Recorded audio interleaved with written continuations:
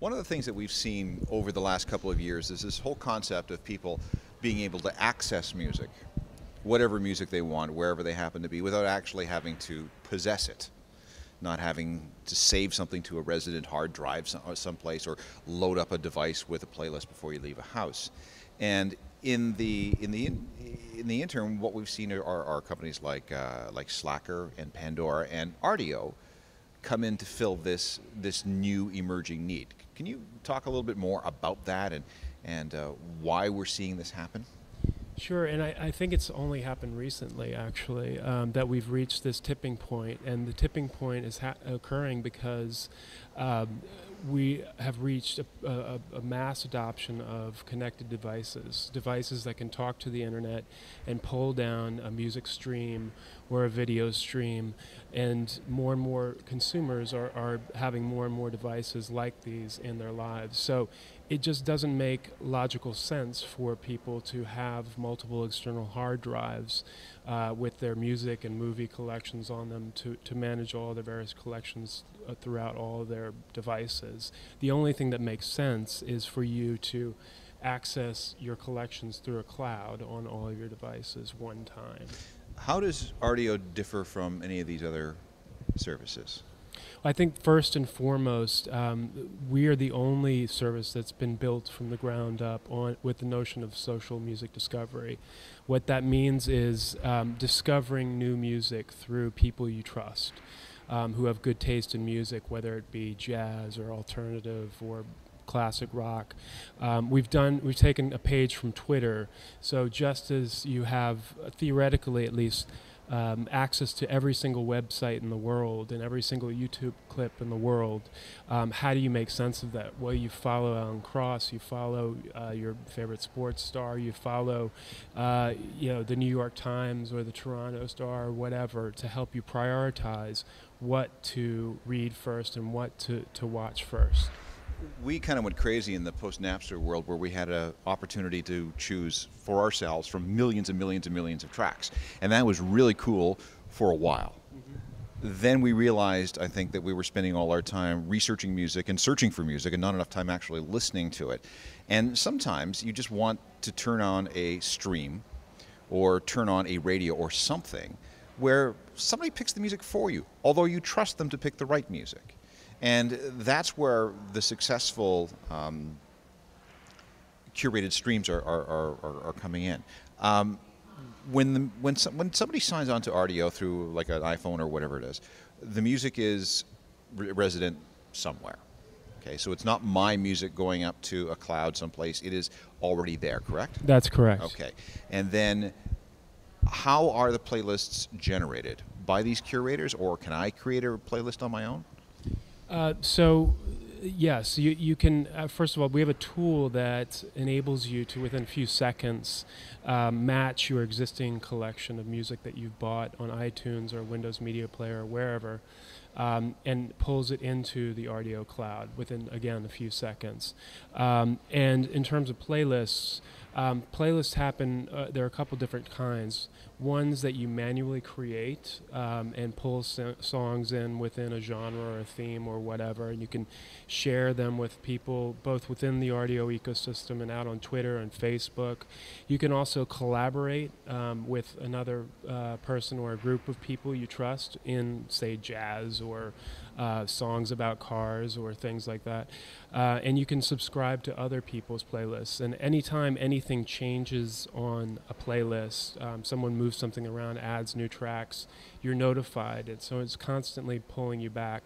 The other type of station that we've kind of invented is something that happens almost automatically. So anything that you play a lot turns into what we call heavy rotation. So you can play someone's heavy rotation much like you'd play a radio station, and what it does is it randomly mixes up the songs that you've been playing most. So effectively, your play history becomes a kind of a radio station. So we basically created a type of social radio for the first time.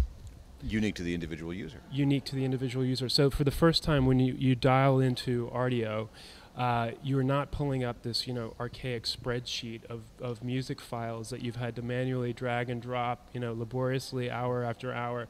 You're plugging into this new very relevant music stream. So we've effectively made your music come alive in a very new and unique way. We have an event coming up here tomorrow night, and he made me put together a music mix over 3 CDs this morning.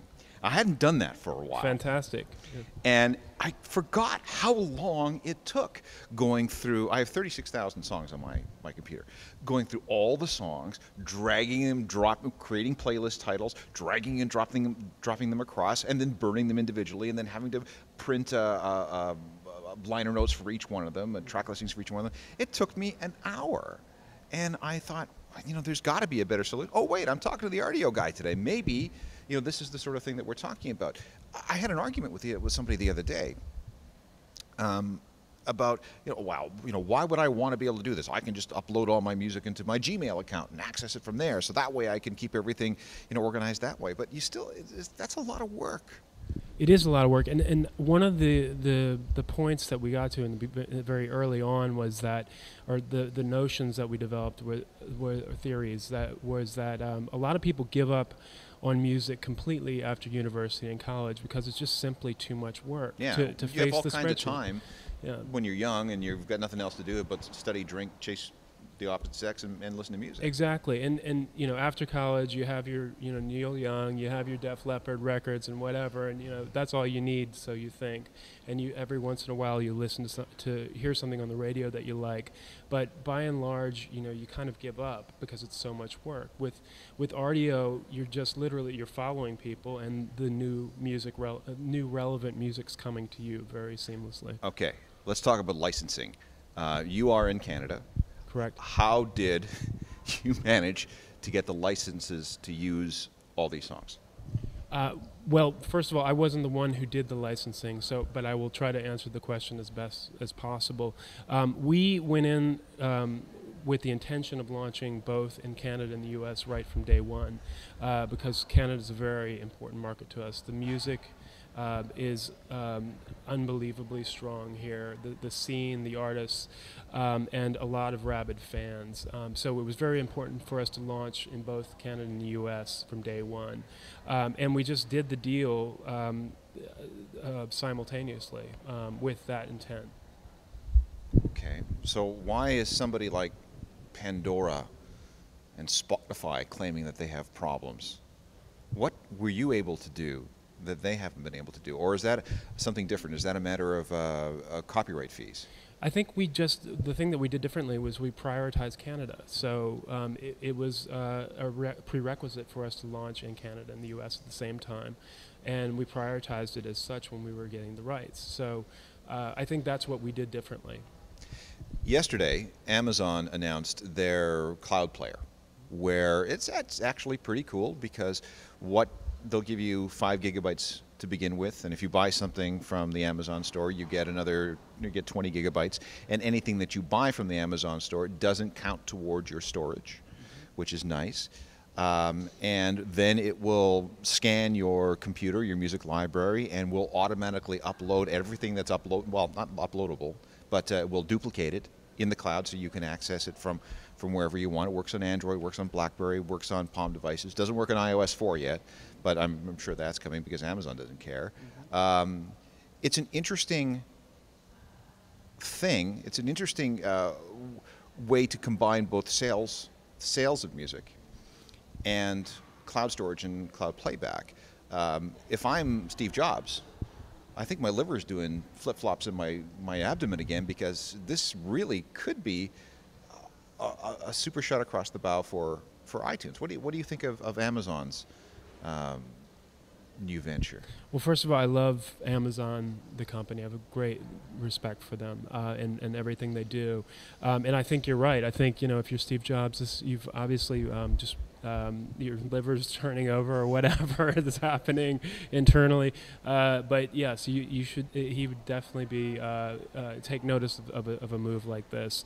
In terms of digital locker services in general, I think it's only one piece of the entire experience. And mobility is the first thing you have to solve, and then I think access is the next thing you have to solve. Access across all access to all music across all of your devices. And then I think the final problem is, how do you make sense of all the music once you have access to everything? And I think that's where the social discovery piece comes in. That's all about organizing it. Correct. Yeah.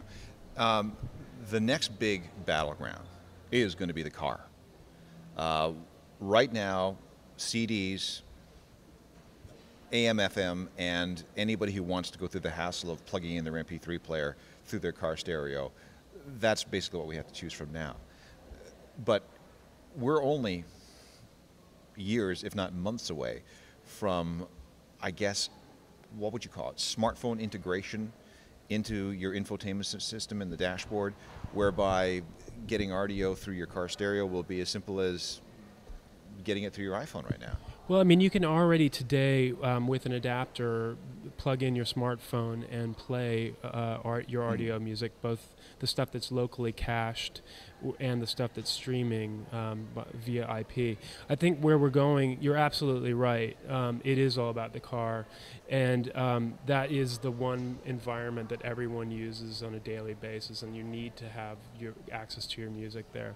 And I think where we're going is, after the car adapter, smartphone adapter phase, is a place where your car audio, your car stereo is able to pull down IP streams from IP addresses, or streams from IP addresses. Do you think it would be directly to the infotainment system in the dashboard, or would we route those through a smartphone so we don't have to have like a second account or a third account or fourth account in the dashboard? I think it's probably both, but ultimately I think it's directly to the dashboard. Okay. You mentioned something about Rdio, and I forgot to ask it earlier about locally caching material.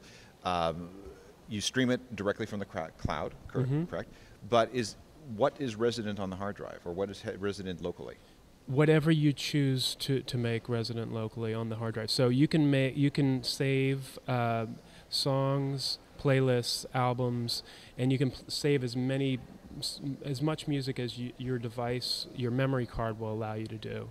So there are no limitations on how much. You can save 50,000 songs or 100,000 songs if you have a memory card that will allow you to do so. So you don't have to be connected to the internet? That is correct. So if you're on a plane or underground or just in a bad wireless or Wi-Fi area, you can still play all of your music, and it plays very quickly, like it's local on your phone. Rdio hasn't done any advertising, yet I hear about it through all the geeky podcasts I listen to.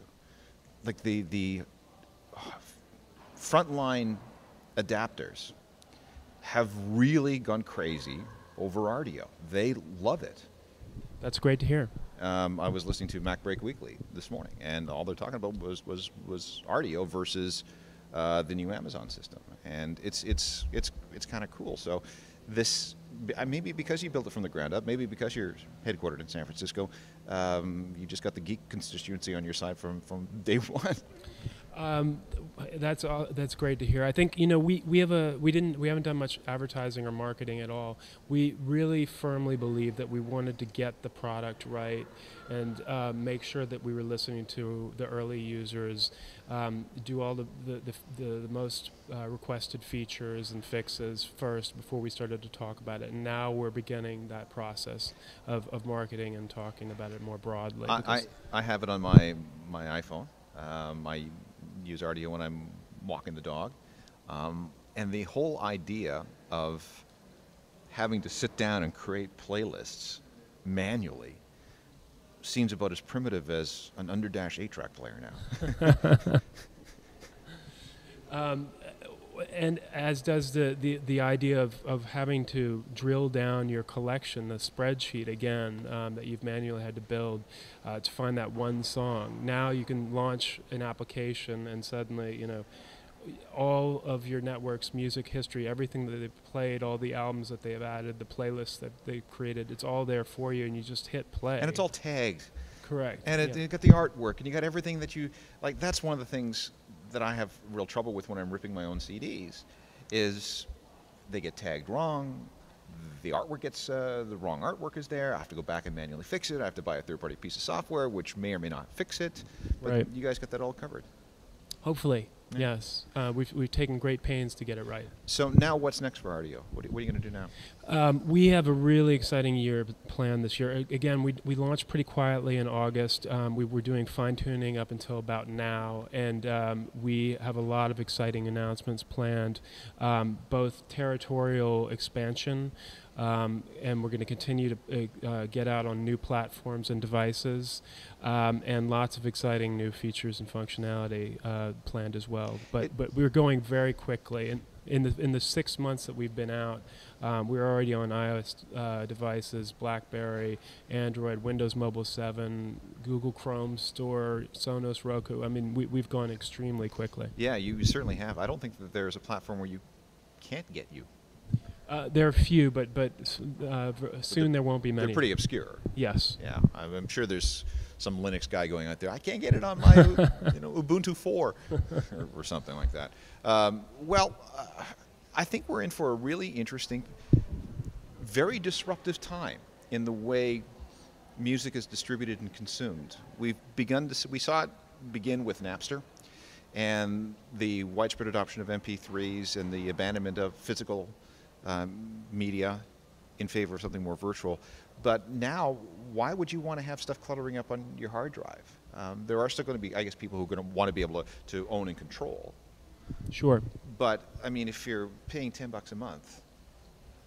with access to everything. With access to everything, why would you want to, It's like a library card to the biggest record store in the world. I think that there's just a psychological shift that people are going to have to get over, in that, just because you don't own it doesn't mean you can't have it. Sure. But you still have to pay for it. Yep. Yeah. Well, good luck with it. I do like Rdio. I think it's a great service. Thank you. And I'm looking forward to seeing how it becomes further integrated into the way we enjoy music. Thanks, Alan. ExploreMusic wears English Laundry apparel.